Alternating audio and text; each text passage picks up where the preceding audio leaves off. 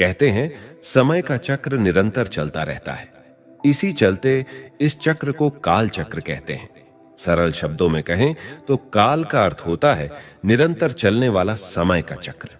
समय के इसी पहिए में हर मनुष्य के जीवन में अच्छा और बुरा समय आता है, लेकिन जो व्यक्ति बुरे समय पर विजय प्राप्त कर लेता है वही जीवन में सफल होता है।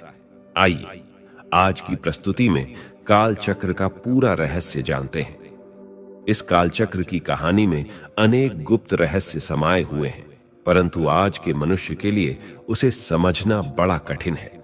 इसलिए मनुष्य कई बार वर्तमान के कई दृश्यों को देखकर उलझन में पड़ जाता है और बहुत दुखी होकर सोचता है कि मेरे साथ ही ऐसा क्यों होता है। तीनों कालों के बारे में न जानने के कारण वह भगवान को भी नहीं छोड़ता और कहता है कि भगवान मेरे साथ ही ऐसा क्यों करता है। उसके मन के उलझन भरे सभी प्रश्नों का उत्तर सिर्फ समय के पास है, लेकिन उसके लिए हमें समय की गति को समझना होगा। समय के विषय में कहा जाता है कि समय बड़ा बलवान है, समय के आगे किसी का जोर नहीं चलता।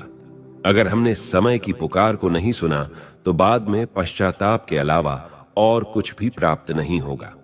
मानव जीवन में जब भी कोई परिस्थिति, समस्या या चुनौती आती है तो वह एक संकेत देकर हमसे सकारात्मक या नकारात्मक प्रत्युत्तर की मांग करती है। जब हम समय के इशारे को समझकर सही प्रत्युत्तर देते हैं तो समय हमें जीवन में आगे बढ़ा देता है, परंतु अगर समय की मांग के विपरीत प्रत्युत्तर देते हैं तो समय बड़ा कठोर हो जाता है और अच्छों को भी पछाड़ना आरंभ कर देता है। यह अनुभव बहुत दर्दनाक होता है। तभी यह कहा गया है कि यदि आप समय के अनुकूल परिवर्तन नहीं करते तो समय आपको परिवर्तित होने के लिए मजबूर कर देगा। व्यक्ति की परिवर्तन की इच्छा नहीं होती, परंतु उसे समय की मजबूरी से परिवर्तन करना पड़ता है। फिर भी यदि व्यक्ति अपने अहंकार वश परिवर्तन नहीं करता तो समय महाकाल का स्वरूप भी धारण कर लेता है। इससे स्पष्ट है कि समय बड़ा बलवान होता है। हम यह जानते हैं कि समय के साथ इस संसार में हर चीज परिवर्तनशील है, तो हमें यह समझना है कि हम जिस कालखंड में जी रहे हैं वह क्या संकेत दे रहा है। कालचक्र का संबंध हमारे जीवन चक्र के साथ है, इसीलिए इसे समझना जरूरी है। कालचक्र की प्रक्रिया अनंत है तथा यह निरंतर गतिशील है, जैसे दिन रात, बदलती ऋतुएं और जन्म पुनर्जन्म। या फिर प्रकृति के चक्र को ही देखिए कि समुद्र के पानी से भाप और भाप से बादल बनते हैं, बादल जाकर बरसते हैं और वह पानी नदियों के द्वारा फिर समुद्र में पहुंच जाता है। उसी तरह यह चक्र भी नित्य चलता रहता है। मनुष्य ने अपनी व्यवस्था बनाने के लिए यह कह दिया कि रात को 12 बजे के बाद दूसरा दिन आरंभ हो जाता है, लेकिन यह निश्चित नहीं है कि रात को 12 बजे ही यह चक्र शुरू हुआ था। ठीक इसी प्रकार यह कालचक्र भी नित्य चलता रहता है और इसका न आदि है न अंत है। दूसरी बात यह है कि प्रत्येक चक्र को निम्नलिखित 4 अवस्थाओं से गुजरना पड़ता है। जैसे दिन और रात के चक्र की 4 अवस्थाएं हैं: सुबह, दोपहर, शाम और रात्रि। रात्रि के बाद पुनः सुबह होती है। ऋतुओं के चक्र में भी 4 अवस्थाएं हैं: ग्रीष्म, बरसात, शीतकाल और बसंत। बाद में फिर ग्रीष्म आ जाता है। उसी तरह मानव जीवन चक्र में भी 4 अवस्थाएं होती हैं: बाल्यकाल, युवावस्था, प्रौढ़ावस्था और वृद्धावस्था। और इसी तरह कालचक्र की भी 4 अवस्थाएं हैं: सतयुग, त्रेता युग, द्वापर युग और कलयुग। कलयुग के बाद फिर से सतयुग आना ही है, क्योंकि यह एक चक्र है। कई लोग सोचते हैं कि गौर पाप वाला कलयुग सतयुग में कैसे बदल जाएगा। जिस प्रकार गौर अंधेरी अमावस्या की रात सुनहरी सुबह में बदल जाती है, उसी प्रकार संसार की रचना में परिवर्तन की प्रक्रिया धीरे धीरे चलती रहती है और रात के बाद सुबह हो जाती है, क्योंकि परिवर्तन संसार का नियम है और हर एक चक्र एक क्रम में चलता है। यदि उसे नित्य परिवर्तित होते ही रहना है तो उसका पुनरावर्तन भी अवश्य होना है। काल चक्र को भारतीय संस्कृति में स्वास्तिका चिन्ह के रूप में दिखाया गया है तथा इसे सृष्टि चक्र भी कहा जाता है। हम इस स्वास्थ्य का चिन्ह को हर शुभ कार्य के आरंभ में उपयोग करते हैं। परंतु अगर किसी से भी पूछा जाए कि स्वास्थ्य का चिन्ह का अर्थ क्या है, तो बहुत लोगों को इसका सही अर्थ पता ही नहीं होता। स्वास्थ्य का शब्द का अर्थ, स्वास्थिक शब्द संस्कृत के सु और अस्ति के संयोग से बना है। सु अर्थात शुभ और अस्ति यानी जो है, अर्थात इस काल चक्र की हर घड़ी सदैव शुभ है, इसकी कोई घड़ी बुरी है ही नहीं। स्वास्थिका के चिन्ह को हर शुभ कार्य के आरंभ में लगाते हैं ताकि यह संशय न रहे कि पता नहीं यह घड़ी शुभ है या नहीं, लेकिन जिस घड़ी में वह शुभ कार्य आरंभ हो रहा है वह घड़ी भी शुभ है।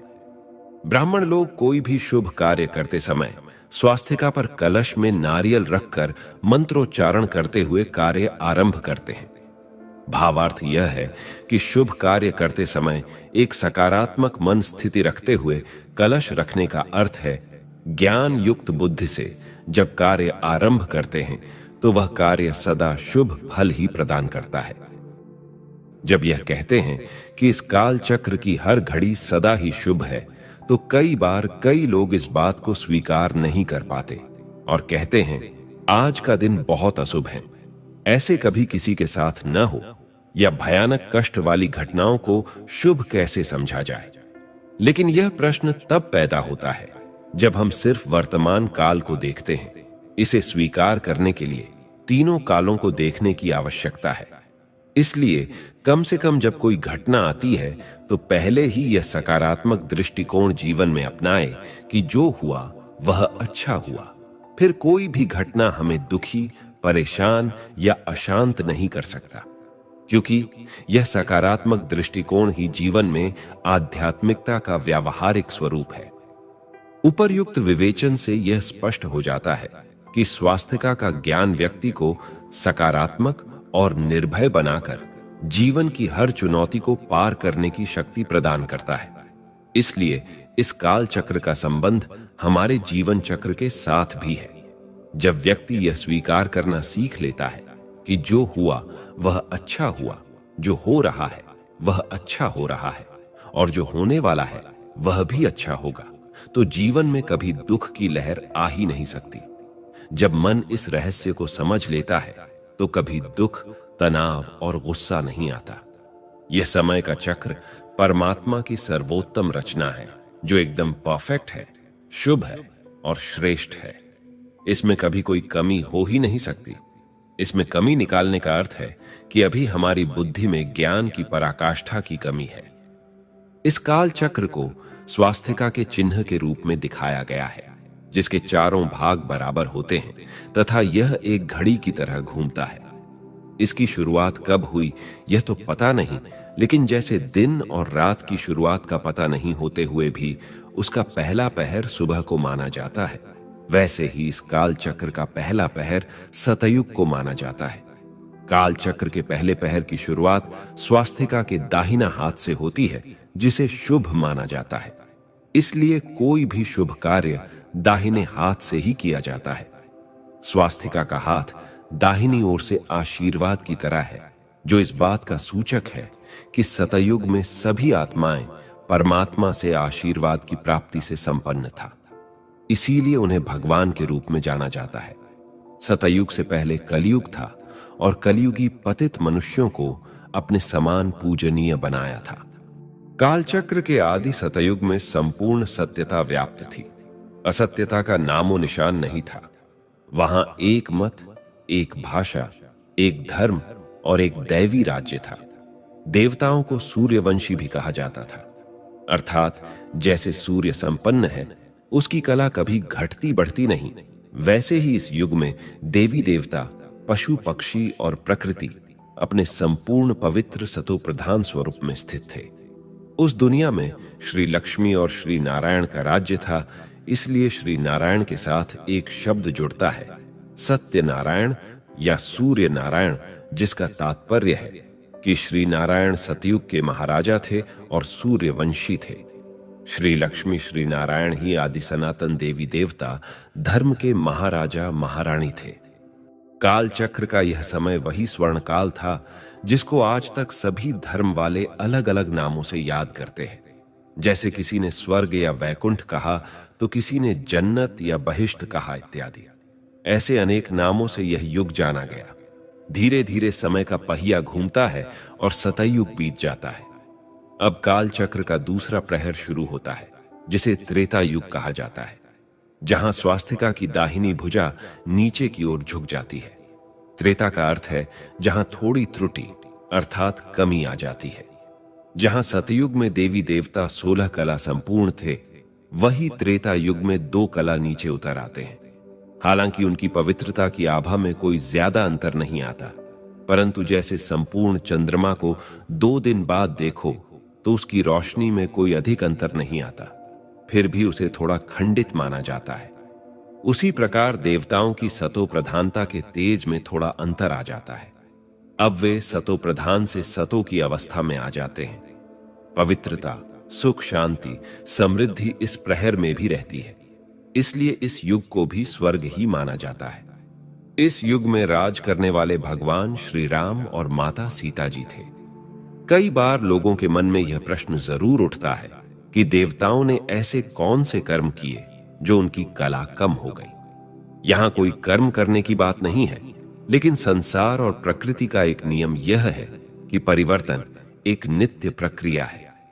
विज्ञान में ऊष्म गति का दूसरा सिद्धांत, जो एंट्रोपी का नियम है, वह यही दर्शाता है कि इस संसार में पहले हर चीज सुव्यवस्थित होती है और फिर सुव्यवस्थित स्थिति से अस्त व्यस्त हो जाती है। जैसे संपूर्ण खिला हुआ चंद्रमा पूर्णमासी में एक घड़ी रहता है, दूसरी घड़ी से फिर वह अमावस की ओर चलने लगता है। अर्थात कोई भी चीज एक ही स्थायी स्थिति में नहीं रहती। ऐसे ही देवी देवता भी अपनी 16 कला वाली संपूर्ण स्थिति में सदाकाल नहीं रह सकते। धीरे धीरे उनकी कला का कम होना एक स्वाभाविक प्रक्रिया है, क्योंकि इस सृष्टि रूपी नाटक में विभिन्न रोल निभाते निभाते आत्मा की शक्ति का क्षीण होना भी एक कुदरती प्रक्रिया है। जब कालचक्र का आधा समय बीत जाता है, फिर इसका तीसरा भाग शुरू होता है। स्वास्तिका का हाथ दाहिने से बाईं ओर मुड़ जाता है। यहां सत्यता और एकता समाप्त होने लगती है, जिसे द्वापर युग कहते हैं। द्वापर का अर्थ है जहां से 2 पुर आरंभ होते हैं, एक धर्म सत्ता और दूसरी राज्य सत्ता, दोनों अलग होने लगते हैं। अब सत्यता के साथ असत्यता भी जीवन में आने लगी। ब्रह्मा का दिन समाप्त हुआ और ब्रह्मा की रात्रि का समय शुरू हुआ। शास्त्रों में यह वर्णन है कि देवी देवताएं वाम मार्ग में गए। वाम मार्ग अर्थात अपने दिव्यता के मार्ग से विकृत मार्ग या विषय विकारों के मार्ग पर मुड़ गई।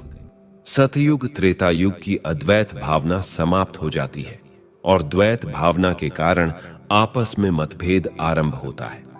मतभेद के कारण ही दुख अशांति आरंभ होती है और तभी कहा जाता है, दुख में सिमरण सब करे, सुख में करे न कोई। जो सुख में सिमरण करे तो दुख कहे को होई। भावार्थ यह है कि दुनिया में दुख इसलिए आया क्योंकि सुख अर्थात सतयुग त्रेता युग के समय में किसी ने परमात्मा को याद ही नहीं किया। अगर सुख के समय में यानी सतयुग और त्रेता युग में परमात्मा को याद करते तो इस संसार में दुख आते ही क्यों। इसीलिए जब दुख में परमात्मा को याद करना आरंभ करते हैं, तब परमात्मा का वास्तविक परिचय किसी को होता ही नहीं। निराकार परमात्मा की स्मृति होने के कारण परमात्मा शिव की लिंग रूप में पूजा आरंभ होती है। परंतु साथ साथ सतयुग त्रेता युग में जो देवी देवता होकर गए थे, तो उनकी स्मृति ताजा होने कारण उनके मंदिर बनाकर उनकी भी पूजा आरंभ होती है। जैसे आज की दुनिया में कई संतों के भी मंदिर बनते हैं और लोग उनकी पूजा अर्चना करते हैं। लोगों से जब पूछते हैं कि वह संत तो हमारे जैसे मनुष्य ही थे, फिर उनके मंदिर क्यों बना, तब लोग यही कहते हैं कि वह हमसे श्रेष्ठ हैं, इसलिए उनकी पूजा करते हैं। 16 कला संपन्न देवी देवताओं को मनुष्य अपने से श्रेष्ठ समझने के कारण उनके मंदिर बनाकर उनकी पूजा अर्चना करते हैं। परंतु द्वापर युग के बाद आत्माओं की कलाएं और कम होती गईं और वे धीरे धीरे देह अभिमान के वश हो गई। इसी युग में ऋषि मुनियों ने मंदिरों का निर्माण किया, पूजा पाठ, रीति रिवाज की विविध विधियां बनाई। इस तरह भारत में भक्ति मार्ग आरंभ हुआ। भक्त परमात्मा को पुकारने लगे। लेकिन यह समय परमात्मा के अवतरण का नहीं है, क्योंकि द्वापर युग से तो अधर्म शुरू हुआ है। दुख अशांति का समय तो अभी आरंभ हुआ, और ऐसे शुरुआत में ही अगर भगवान आ जाएं और ज्ञान देने लगे तो अधर्म का नाश करके अवश्य ही एक सद्धर्म की स्थापना की होती। लेकिन द्वापर के बाद तो कलयुग आया, अर्थात घोर अधर्म का युग आया। सवाल उठ सकता है कि क्या गीता के ज्ञान से अधर्म के युग की स्थापना हुई? फिर तो भगवान के आने का उद्देश्य ही सिद्ध नहीं होता। इसका अर्थ यह है कि अवश्य ही परमात्मा ज्ञान देने घोर अधर्म के युग कलयुग में ही आएंगे। तब अधर्म का नाश कर सत्धर्म या सनातन धर्म की पुनः स्थापना करेंगे। तभी उनके आने का उद्देश्य सिद्ध होगा। परंतु मनुष्यात्माओं ने परमात्मा को पुकारा तो उन भक्तों की पुकार को अनसुना भी तो नहीं कर सकते। इसलिए द्वापर में कुछ महान आत्माओं का जन्म संसार में होता है, जो परमात्मा का संदेश लेकर आते हैं। सबसे पहले इब्राहिम आए, जिन्होंने इस्लाम धर्म की स्थापना की। उसके बाद महात्मा बुद्ध आए, जिन्होंने बौद्ध धर्म की स्थापना की। और फिर उसके बाद जीसस क्राइस्ट आए, जिन्होंने क्रिश्चियन धर्म की स्थापना की। भारत में हर राज्य में किसी न किसी महान पुरुष का जन्म हुआ है। किसी भी महापुरुष ने यह नहीं कहा कि हम भगवान हैं। हर एक ने यही कहा कि भगवान एक है और हम उनका संदेश लेकर आए हैं। इसलिए सभी धर्मों का मूल सिद्धांत भी एक ही है। कोई धर्म लड़ाई करना नहीं सिखाता, कोई धर्म बुराई करना नहीं सिखाता। हर धर्म की शिक्षाएं एक जैसी ही है। परंतु इन महान आत्माओं ने जिस समाज में जन्म लिया था, उस समाज की रचना को देखते हुए उन्होंने समय के संकेत को समझते हुए कुछ प्रचार आरंभ किया। यह प्रचार कार्य अलग अलग तरीकों से किया गया था, जिस कारण उनके धर्म या संप्रदाय का निर्माण हुआ। परंतु अफसोस की बात यह है कि उन्होंने जिस समाज के लोगों को सत्य, ज्ञान और प्रेम का पाठ पढ़ाया, उन्हीं लोगों ने उनके संदेशों को गहराई से नहीं समझा। और इस तरह धीरे धीरे समय का पहिया घूमते घूमते कई उतार चढ़ाव को साक्षी होकर देखते हुए, अनेक प्रकार के अनुभवों को अपने हृदय में समाते हुए काल चक्र में चौथा युग आया, जिसे कलयुग अर्थात कलह क्लेश का युग कहा गया। शास्त्रों में यह कहा गया है कि जब कलयुग आया तो राजा परीक्षित का राज्य चल रहा था और कलयुग ने दस्तक दी। तब परीक्षित राजा ने पूछा, कौन? कलयुग ने जवाब दिया कि मैं कलयुग हूं। राजा ने पूछा, क्या चाहते हो? तो कलयुग ने कहा कि थोड़ा सा स्थान आपके राज्य में चाहता हूं। राजा ने मना कर दिया कि मेरे राज्य में आपको स्थान नहीं मिलेगा। कलयुग ने कहा, देखो राजन, मेरा समय आ चुका है, मुझे आना ही पड़ेगा, आप मुझे स्थान दो। तब कहा जाता है कि परीक्षित राजा ने 4 स्थान बताए और कहा कि आप शराब खानों में, जुए खानों में, वैश्यालयों में और कसाई खाने में अपना स्थान ले सकते हो, लेकिन वहां तक ही सीमित रहना, बाहर नहीं आना। कलयुग ने तब राजा से कहा कि राजा, मेरा परिवार बहुत बड़ा है, आप मुझे एक और स्थान भी दीजिए। तब राजा ने कहा कि ठीक है, 5वां स्थान आप स्वर्ण में स्वीकार कीजिए। और इस तरह कलयुग ने वह स्थान स्वीकार कर लिया। राजा के सिर पर स्वर्ण मुकुट था, तो कलयुग ने वहां भी प्रवेश कर लिया और दिमाग को घुमाते हुए अपनी लीला शुरू कर दी। आज इस स्वर्ण में अपना स्थान लेकर वह हर घर में अपना स्थान बना चुका है और धीरे धीरे वह हर घर में अपने स्वभाव का रंग दिखा रहा है।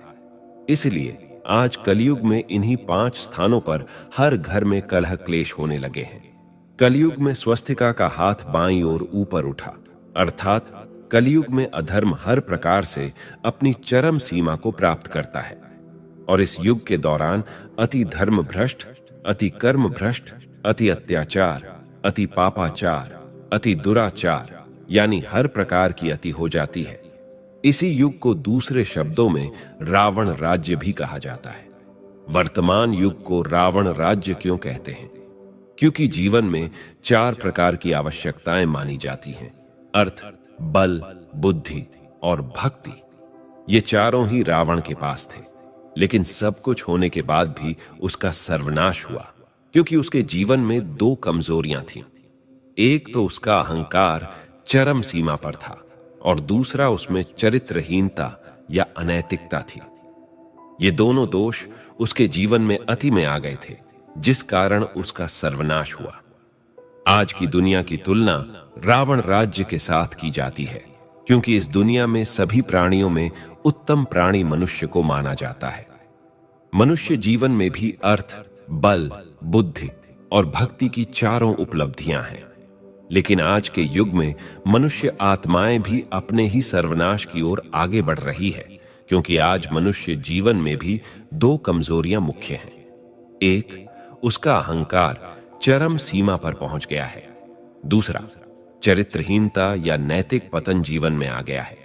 इसलिए कहा जाता है कि आज की दुनिया भी रावण राज्य बन गई है। ऐसे रावण राज्य में हर इंसान अपने आप को एक बंधन में महसूस करता है। किसी को बुरी आदतों का बंधन है, तो किसी को व्यसनों का बंधन है, तो कोई अपने नकारात्मक स्वभाव व संस्कारों के बंधन के वशीभूत है। कलयुग में मनुष्यात्मा अपनी ही कर्मेंद्रियों का और विकारों का गुलाम बन चुका है, जिनके वश होकर मनुष्य की शक्ल सूरत कितनी विकृत होती जा रही है और वशीभूत व्यक्ति कितना नकारात्मक और हिंसक बनता जा रहा है। आज के समय में मनुष्य अपनी वास्तविकता को और परमपिता परमात्मा की वास्तविकता को ही भूल चुका है। परमात्मा ये सब जानते हैं कि आज मनुष्य कितना अति धर्म भ्रष्ट हो गया है, इसलिए समय समय पर मनुष्य को ज्ञान देते रहते हैं। जैसे श्रीमद् भगवद गीता में भगवान ने अर्जुन को भी योगी बनने की प्रेरणा दी थी, साथ ही काम को महाशत्रु कहकर उसे जीतने की प्रेरणा दी थी। आज दुनिया में सबसे भयानक बीमारी चल रही है, वह एड्स है, जिसका कोई इलाज नहीं है।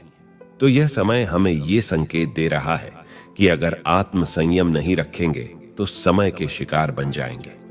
समय व्यक्ति के अस्तित्व को नष्ट कर देगा। इसलिए इस संसार के परिवर्तन की प्रक्रिया को समझते हुए अब से आत्म संयम को जीवन में अपनाना है। आज कोई इंसान किसी की रक्षा नहीं कर पाता और ना ही कर पाएगा। ये विकृति इंसान के दिमाग की है, जो दिन प्रतिदिन बढ़ती जा रही है।